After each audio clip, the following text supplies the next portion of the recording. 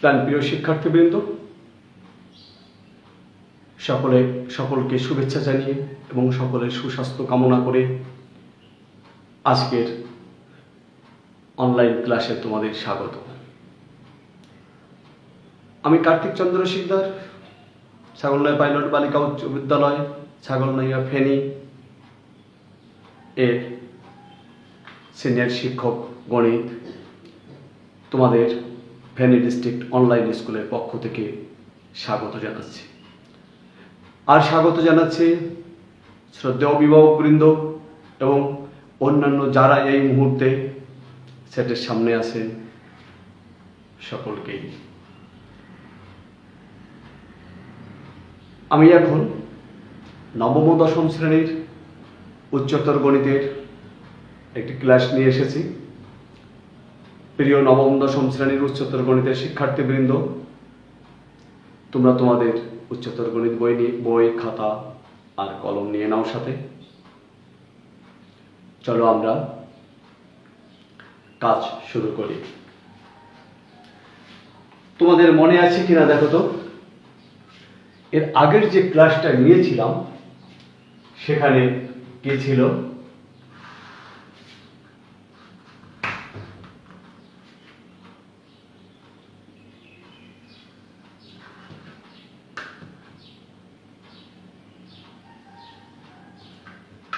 আমরা এভাবে চতুর্ভাগ নিয়েছিলাম।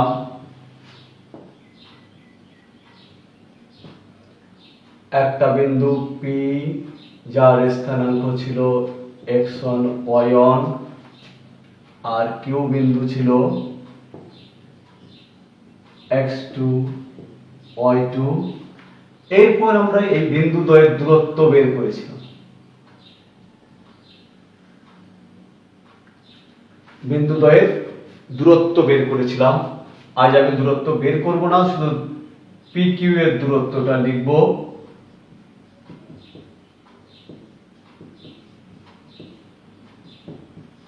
স্কয়ার রুট অফ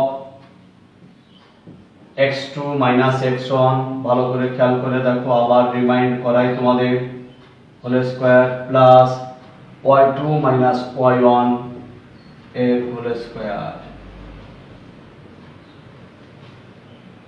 প্রিয় শিক্ষার্থীবৃন্দ, আমরা এটা পেয়েছিলাম দুইটি বিন্দুর দূরত্ব নির্ণয়। আজ আমরা এর প্রায়োগিক দিকে যাব, অর্থাৎ আমাদের পাঠের মূল বিষয় হলো উচ্চতর গণিতের একাদশ অধ্যায় স্থানাঙ্ক জ্যামিতি। আমরা আজ এই সম্পর্কটার, অর্থাৎ কোন দূরত্ব নির্ণয়ের যে সূত্র আছে এর প্রয়োগ করব। চলো সেখানে গিয়ে আমরা একটু কথা বলে নিই। ধরো তিনটি বিন্দু আছে, এ একটা বিন্দু, বি আর একটা বিন্দু,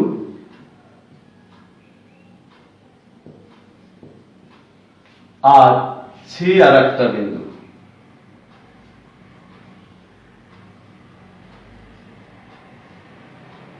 সুপ্রিয় শিক্ষার্থীবৃন্দ, আমরা এই বিন্দু তিনটি নিয়ে কত কিছু চিন্তা করতে পারি।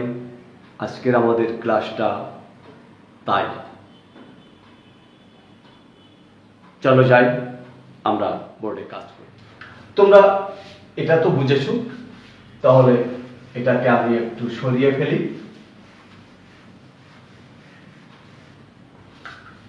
এই তিনটি বিন্দু দ্বারা যদি একই রেখায় অবস্থিত না হয় তাহলে কি হতে পারে, আর যদি কি হতে পারে কি হতে পারে না, আমরা তাই দেখি। এই তিনটি বিন্দু থেকে আমরা কি বের করতে পারি? এবি এর দৈর্ঘ্য বের করতে পারি,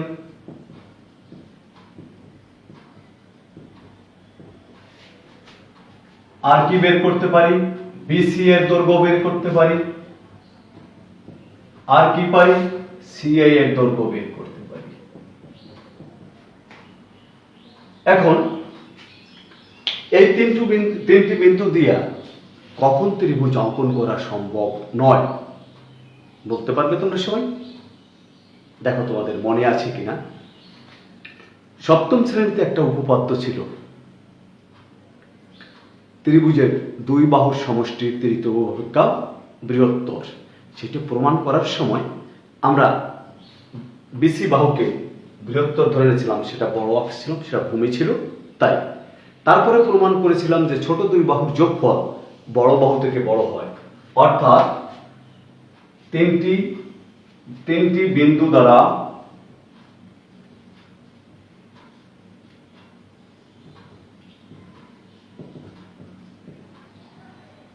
ত্রিভুজ অঙ্কন করা সম্ভব যখন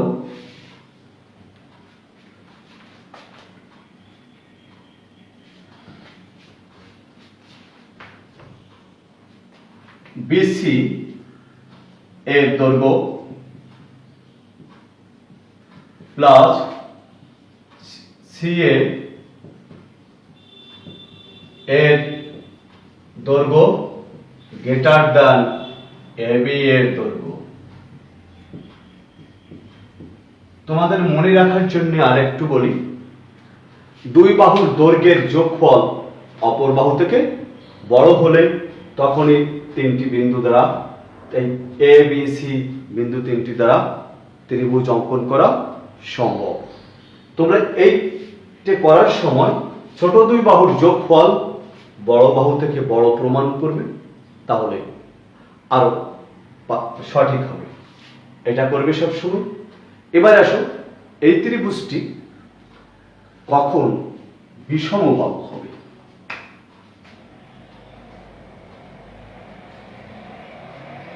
ত্রিভুজটি বিষমবাহু হবে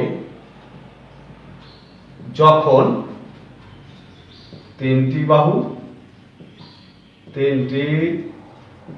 বাহুর দৈর্ঘ্য ওই অসমান হয়। আমরা কোথা থেকে নিলাম এই কথাটা? আমরা জানি যে ত্রিভুজের তিনটি বাহুই পরস্পর অসমান তাকে বিষমবাহু ত্রিভুজ বলে। তাহলে সমদ্বিবাহু ত্রিভুজ হবে কখন? ত্রিভুজটি সমদ্বিবাহু হবে কখন? যখন দুইটি বাহু পরস্পর সমান হয়। আর ত্রিভুজটি সমবাহু হবে কখন? যখন তিনটি বাহু পরস্পর সমান হয়। দুইটি বাহু পরস্পর সমান হয়। এটা আমরা ত্রিভুজের সংজ্ঞা থেকে এনেছি।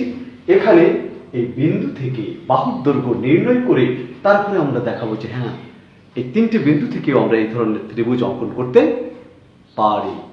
আরো আমরা বের করতে পারি। দেখো, একটা ত্রিভুজের তিনটে বাহুর দৈর্ঘ্য পেলাম, এই তিনটে বাহুর দৈর্ঘ্যের যোগফল সমান কি হবে? ত্রিভুজটির পরিসীমা। তাহলে ত্রিভুজটির পরিসীমা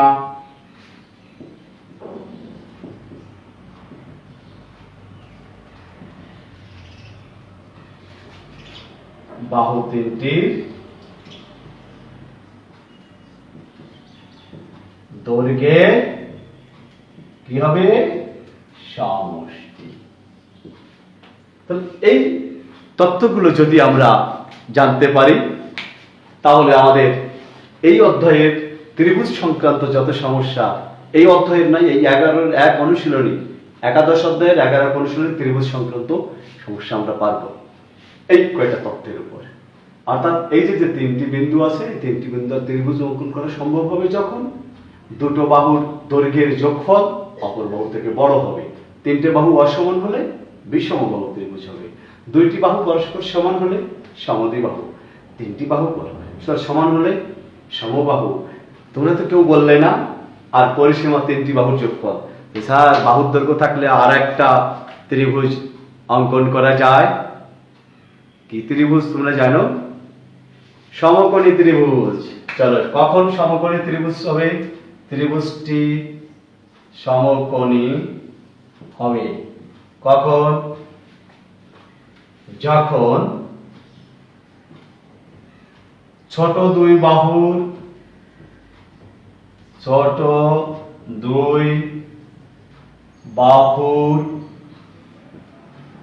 বর্গের সমষ্টি বড় বাহুর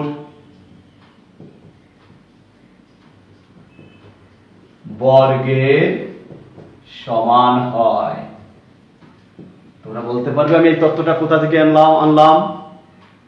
পিথাগোরাস। ছোট দুই বাহুর বর্গের যোগফল করলে যদি বড় বাহুর বর্গের সমান হয় তাহলে ত্রিভুজটি সমকোণী হবে। ত্রিভুজটি সমকোণী। আমরা গাণিতিক সমস্যার মাধ্যমে এই তত্ত্বগুলো সুপ্রতিষ্ঠিত করব। এখন চলো আমরা তোমাদের বইয়ে চলে যাই। বইয়ের 244 পৃষ্ঠার খোলো সবাই। দেখো ওখানে 11-1 অনুশীলনী আছে। তার প্রথমে আমরা 2 নম্বর সমস্যাটার সমাধান করি।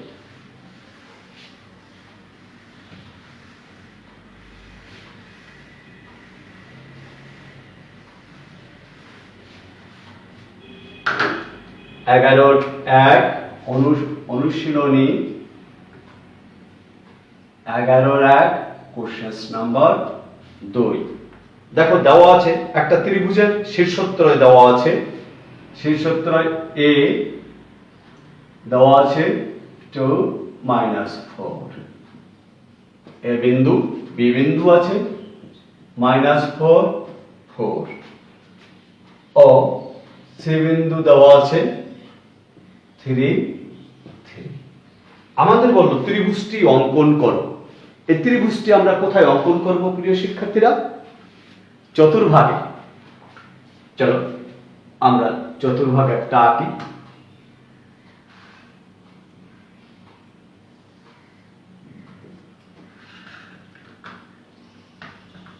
তোমরা গ্রাফ পেপারে আঁকবে। আমি এখানে হোয়াইট বোর্ডে এঁকে তার নমুনাটা দেখাচ্ছি। শুধু x ও x ড্যাশ, y ও y ড্যাশ। আমি আনুমানিক এখানে ধরে নিব এ বিন্দু কি আছে 2 -4। তাহলে এই হলো 1 2 আর নিচের দিকে চলে আসবে 4 ঘর 1 2 এ হলো 2 -4। এবার বি হলো -4 4 -4 হলো মূলবিন্দু থেকে বাম দিকে 4 আর উপরের দিকে 4। তাহলে -4 4 এটা হলো বি বিন্দু। সি বিন্দু হলো 3 3। সি বিন্দু 3 3। এবার যদি আমরা এটা যোগ করি, এই বিন্দু তিনটি এরা একই সরলরেখায় অবস্থিত নয়, তাহলে কি হলো? ত্রিভুজ। তিনটি বিন্দু যদি একই সরলরেখায় অবস্থিত না হয় তাহলে তারা ত্রিভুজ হয়। হ্যাঁ, এই যে যোগ করে দিলাম এ বি সি ত্রিভুজ। এবার আমাদের দেখাতে হবে ত্রিভুজটি সমদ্বিবাহু। সমদ্বিবাহু মানে কি? এর দুই বাহু সমান। তাহলে আমরা কি বের করতে পারি? এ বি এর দৈর্ঘ্য বের করতে পারি, এ সি এর দৈর্ঘ্য বের করতে পারি, বি সি এর দৈর্ঘ্য বের করতে পারি। তাহলে এ বি এর দৈর্ঘ্য বের করি আগে। এ বি এর দৈর্ঘ্য সমান এ বি। তাহলে বি হবে x2 y2 square root of. তোমাদের আরেকটা জিনিস বলিনি আমি, এখানে শুধু স্কয়ার রুট অফ লিখেছি, অর্থাৎ প্লাস লিখেছি, মাইনাস নেইনি, কারণ দৈর্ঘ্যের ক্ষেত্রে ঋণাত্মক গ্রহণযোগ্য নয়। তাহলে x2 -4 মাইনাস x1 2 এর হোল স্কয়ার। দেখো আমাদের ছিল পি কিউ এর দৈর্ঘ্য ছিল square root of x2 minus x1 whole square plus y2 minus y1 whole square, এটা ছিল। তাহলে এটা plus y2 minus y1 whole minus 4 whole square, তাহলে কত এলো দেখো তো, মাইনাস 6 হোল স্কয়ার আর 4। ও আমাদের এখানে সূত্রের মাইনাস, তারপরে এটার মাইনাস আছে সেটা বসিয়ে দিলাম, মাইনাসে মাইনাসে প্লাস 4 হোল স্কয়ার, তাহলে হলো মাইনাসে মাইনাসে প্লাস 6 6 36 8 স্কয়ার, তাহলে হলো কত 36 প্লাস 64, তাহলে কি এলো, এটা যোগ করলে কত হয় দেখো তো 100, 100 এর বর্গমূল করলে কত হয় 10। ও আমরা ত্রিভুজটি অঙ্কন করতে বলছি, অঙ্কন করে দিয়েছি, এবার বাহুর দৈর্ঘ্যগুলো বের করছি। এবার বিসি এর দৈর্ঘ্য, বিসি এর দৈর্ঘ্য, তাহলে বিসি সি হবে x2 মাইনাস x1 এর whole square plus y2 minus y1,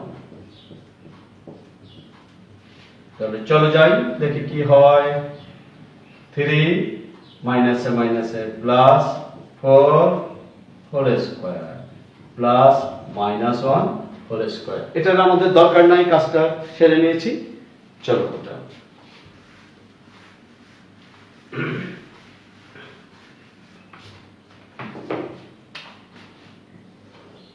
তাহলে বিসি সমান আমরা কি পেলাম, এটা করলে কত হয় 4 আর 3 7, মাইনাসে মাইনাসে প্লাস 1 এর স্কয়ার করলে 1। এবার 7 7 কত 49, 49 প্লাস 1, তাহলে হলো স্কয়ার রুট অফ 50, এটা হয় স্কয়ার রুট অফ 25 ইনটু 2, 25 এর বর্গমূল হবে 5 ইনটু, ঠিক আছে প্রিয় শিক্ষার্থীরা। তাহলে বিসি এর দৈর্ঘ্য পেলাম 5√2, এবি এর দৈর্ঘ্য পেলাম 10। এবার সিএ এর দৈর্ঘ্য, তাহলে সেটা কি হবে দেখো, সি বিন্দু হবে x1 y1 আর এর বিন্দু হবে x2 y2, তাহলে 2 মাইনাস 3 এর whole square plus minus 4 minus 3 এর হোল স্কয়ার, তাহলে কত এলো square root of minus 1 whole square plus minus 7 whole square, তাহলে কত হয় মাইনাস 1 এর হোল স্কয়ার করলে 1 হয়, আর মাইনাসে মাইনাসে প্লাস 7 7 49, 49 যোগ করলে হয় 50, আগেও 50 সমান 5√2 পেলাম, এবারও 5√2 পেলাম, সুতরাং বিসি সমান সিএ। আমরা নট ইকুয়াল টু এ, তাহলে দুটো বাহু সমান হয় নাই, হ্যাঁ প্রিয় শিক্ষার্থী দুটো বাহু সমান হলো, তাহলে আমরা বলতে পারি সুতরাং ত্রিভুজ এবিসি সমদ্বিবাহু ত্রিভুজ, ত্রিভুজও বলি।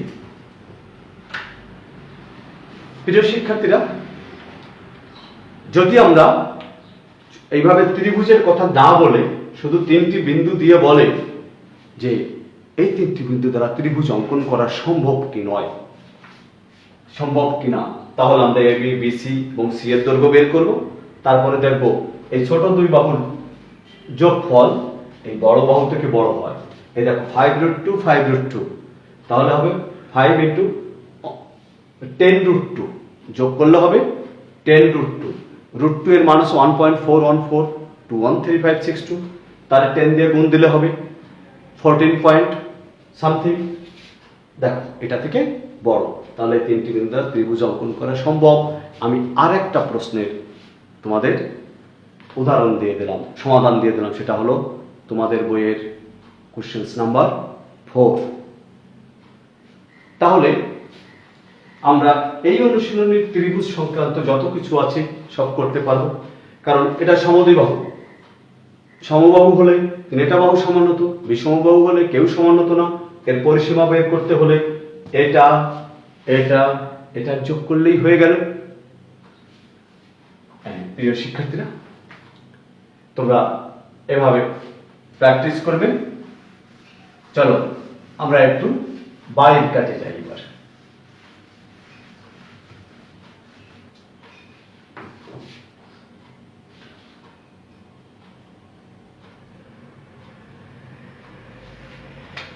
বাড়ির কাজ, বাড়ির কাজ অবশ্যই করবে তোমরা। 11 এর 3 ও 4 নং প্রশ্নের সমাধান।